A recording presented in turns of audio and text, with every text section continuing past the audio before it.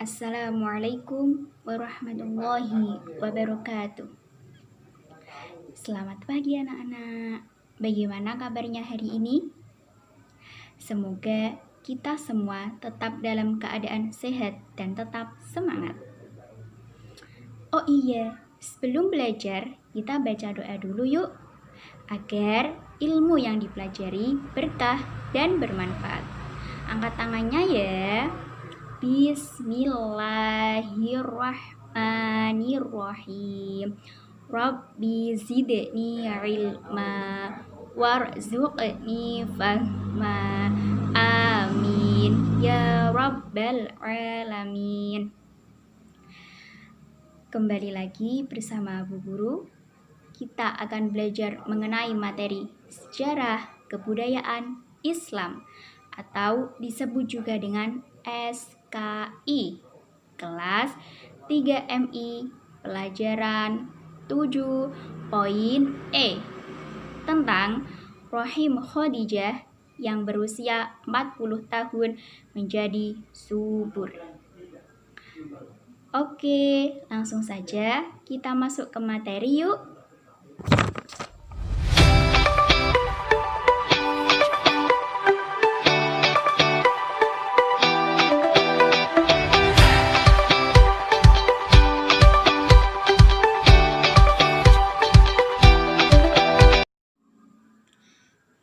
Sebelum kita masuk ke materi selanjutnya, kita ungkap terlebih dahulu tentang Siti Khadijah. Nama lengkap Khadijah binti Khuwailid bin As'ad bin Abdul al-Uzza. Ia dilahirkan di Makkah tahun 68 Hijriah. Ia adalah wanita yang sukses dalam perniagaan, seorang saudagar wanita terhormat dan kaya raya. Ayahnya, Khuwailid bin As'ad, adalah tokoh pembesar Quraisy yang terkenal hartawan dan dermawan. Khadijah bisa dipanggil dengan nama Ummu Hindun dan mendapat gelaran At-Thahirun yang berarti wanita suci atau Ummul Mukminin.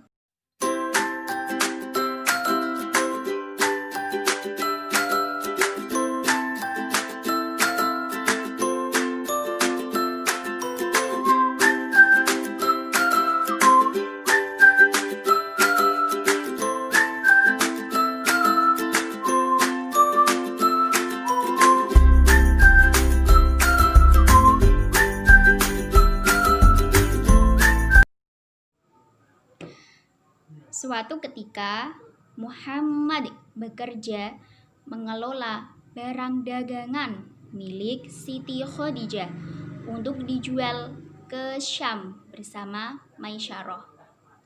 Maisyarah menceritakan mengenai perjalanannya, mengenai keuntungannya, dan juga mengenai watak dan kepribadian Muhammad.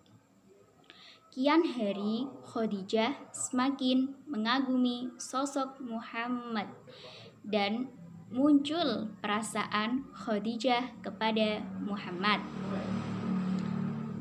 Tibalah hari suci itu.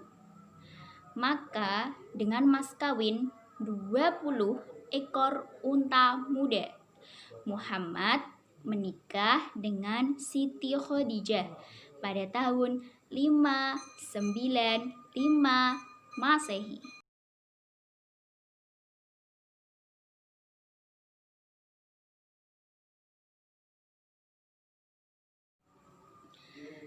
Nabi Muhammad SAW menikah di usia yang ke-25 dengan Khadijah yang berusia 40 tahun.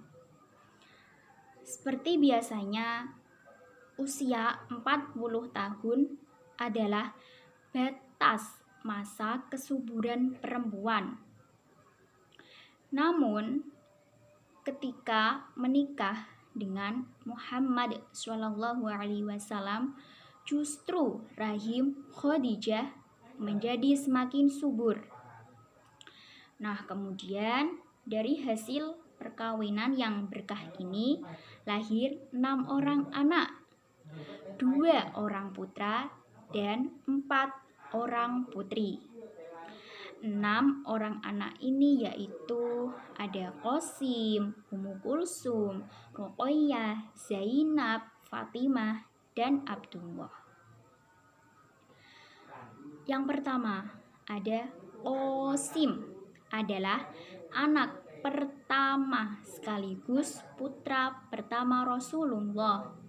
Yang kedua ada Abdullah, adalah putra kedua Rasulullah dan biasanya dipanggil dengan At-Thohir dan At-Thoyyib. Bisa digarisbawahi ya, At-Thohir dan At-Thoyyib. Nah, kenapa kok dipanggil At-Thohir dan At-Thoyyib? Karena dilahirkan setelah kedatangan Islam. Kedua putra ini, Qasim dan Abdullah, ini meninggal dunia ketika masih bayi.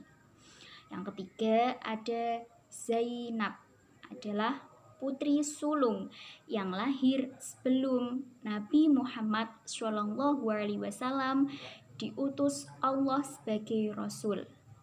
Dan anak keempat dan kelima adalah siapa? Ya, Ruqayyah dan Ummu Kulsum. Nah, Ruqayyah dan Ummu Kulsum ini kedua putri beliau dinikahi oleh kedua anak Abu Lahab bernama Atobah dan Utaibah.